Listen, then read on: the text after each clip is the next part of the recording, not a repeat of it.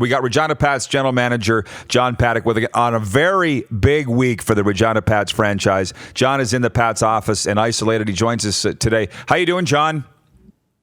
I'm very good, thanks. Good. Before we talk about winning the draft lottery and what's ahead for your franchise, we haven't had a lot of junior hockey talk on here, unfortunately, for obvious reasons. What's up with the Regina Pats franchise as we sit here today with the pandemic? How are you dealing with things?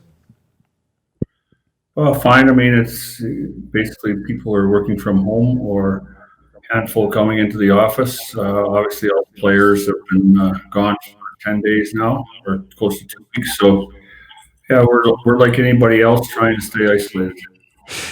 You've been through a lot of crises in the hockey world in your time. Just the way it's affected hockey. It's not all hockey crises, but you know what I'm saying. Where does this one rate? I can't imagine you've been through anything quite like this before. Well, yeah, like it's certainly unprecedented. It's certainly different. But I was in New York when 9/11 happened.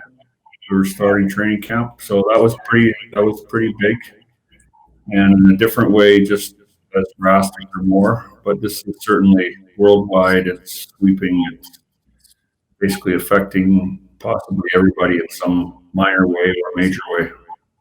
Well, to happier topics, winning the lottery this week, and it fell in your favor that you got the number one overall pick. Can you explain? I've said all along, I got faith in how you're running the franchise. I wasn't concerned about the last couple of years. I knew it would turn out okay.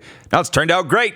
But you can't engineer that you would have the number one overall pick. I mean, were your moves for this to happen, or what's the last couple of years been like maneuvering to get into position to where you're at?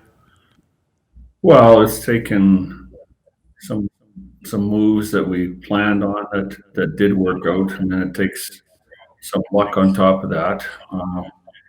It takes, initially having a couple really top end players like Jake and Nick to make available 16, 17 months ago. And from there, not that our plan, but, we felt that we'd be able to pick in the top 3 or 4 teams. And, from there continued where we landed the first spot, and then we actually, completed it by the lottery. How has this changed the complexion of your franchise? Because from a media guy's perspective, I don't look at it from a hockey guy's perspective. I look at it as you are front page news now for 3-4 years because of Connor Bedard. From a hockey perspective, how's it changed the franchise?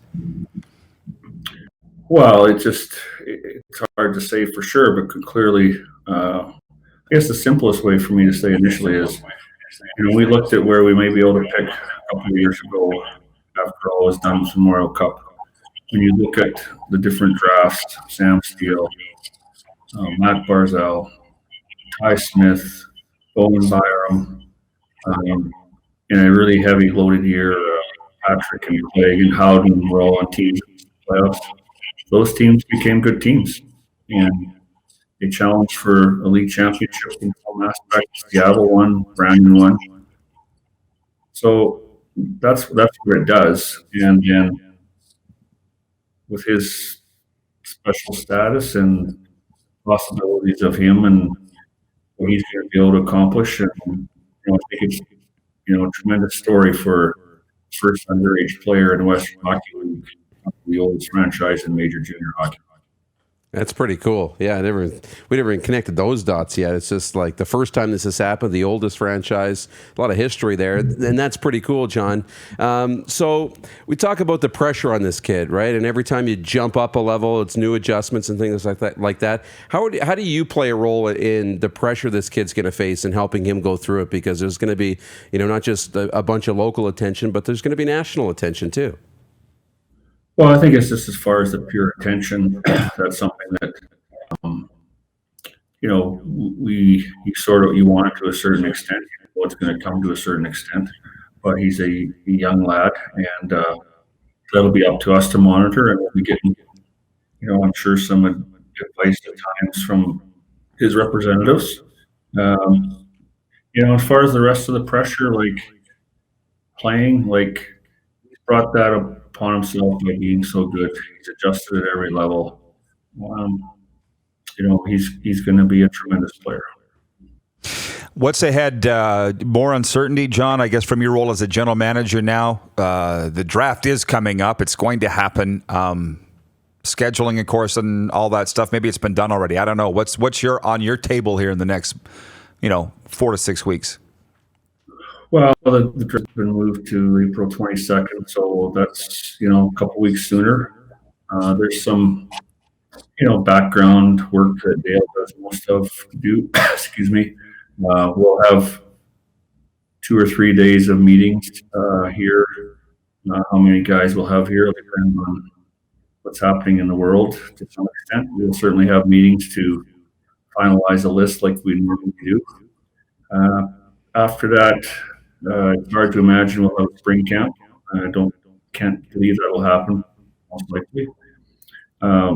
We have the European stuff to work on. We have hopefully Daniel Gushin to signed to come here. We have some other young players, Americans, Kobe Wookie and Braxton Whitehead, that we certainly hope to get signed by the end of May. So I wouldn't say your day is full, but there's stuff that you have to pay attention to and nibble away at. Well, John, I appreciate it. I hope you enjoyed the week. You obviously did. I'm a season ticket holder, as you know, and very excited for the time ahead. So thanks for all you've done and continue to do. Thank you very much.